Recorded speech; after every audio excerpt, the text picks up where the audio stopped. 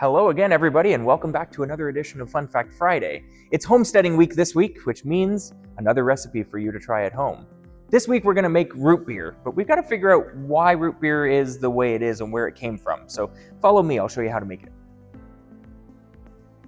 So this week we're going to show you how to make root beer. Now during homesteading week, we are focusing on homesteading, right? Making things all at home. And root beer has a very rich history that way as well. You see, they used to have to make everything by hand. And root beer, if we break it down, root, right? It's using the roots of plants. So that's fermented drink made out of native plants that you would find here using roots and leaves of plants.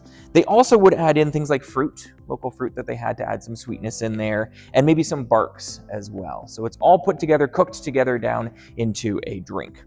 So some native plants that you would find, sassafras. Sassafras is a tree that you could find here. They have a dinosaur kind of leaf. They've got three leaf patterns, one regular leaf, dinosaur leaf, and then a mitten. And this would give your root beer foam. So let's add this in. We'll make our root beer nice and foamy. All right, in it goes.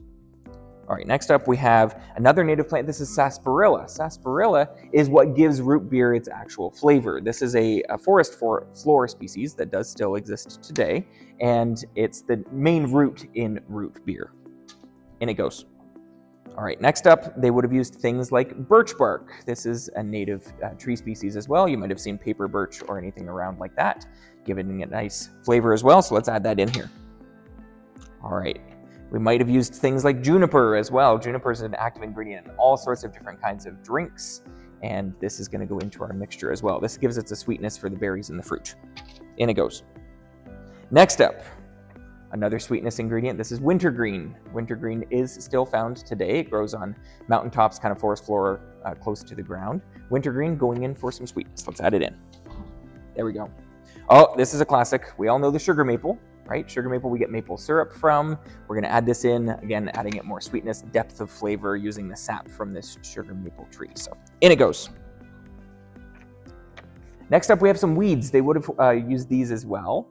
All right, so some weeds they would have used. This is burdock. We often see this along our riverside trail today. If you're walking the trails, you'll see them. They kind of get stuck to your clothes or dog's fur very easily, big prickly flowers on the top there. But yes, burdock they would have thrown into as well. It again adds to the depth of flavor of root beer. So burdock going in, it is a weed, but it goes in anyways.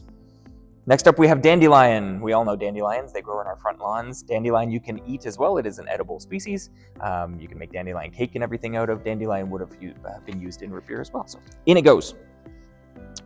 All right, next up we have some non-natives that would have been very popularized after the spice trade came into being.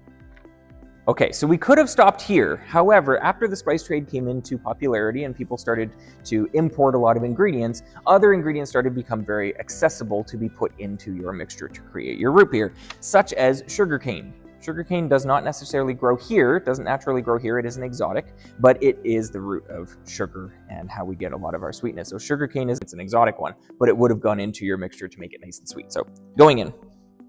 Next up, this is one we know. Now, do you know what this one is from home just by looking at it? This is cinnamon. Doesn't really look like cinnamon, right, that we know of, but cinnamon bark is scraped off of the trees, adds a nice spiciness flavor to your root beer. So that's going in as well. In it goes. Next up, they would have used, oh, this one's an uncommon one as well. Do you know what this is? It almost looks like a daffodil. This is vanilla. Vanilla would have been used as a thickener and a sweetness as well. It adds a nice flavor in there, nice roundness to the flavor. So that's going in as well. Again, an exotic species, but let's put it in our mixture. In it goes. All right, next up we have, this one's pretty common. This is ginger, right? We use ginger in all sorts of different kinds of cooking restaurants and all sorts of dishes that we make today. Ginger would have added, again, a nice spiciness, kind of like that cinnamon. They go together hand in hand. So in it goes. This one, you might not be familiar with this one. This is star anise. Star anise is a very licoricey flavor. It's very aniseedy. That's where that comes from, is aniseed, licorice. Adds a nice, again, different kind of flavor to your root beer as well. So star anise, we'll put that in there too. Does not grow here, but spice trade brought it over, so in it goes. And finally, we have licorice, right? We just talked about star anise having a licoricey flavor. Well, we've got to have licorice too. The root of this plant is licorice. That's where we get licorice from. Tastes very much like black licorice, if you've ever had those black licorice candies or anything like that. My grandfather used to love them. Licorice going in as well, adding to our depth of flavor. All right, we're mixing it all up. Let's get it all together. Mix, mix, mix. Right, it's gonna cook down. We're boiling it down, making a nice syrup and pop out of it. All right, mix, mix, mix. And ta-da! We have our very own root beer that you can drink at home. Yum. Those flavors come through great. So with all of these ingredients that we throw into the mixing pot, there's a wide variety of flavors of root beer that you can get out of them.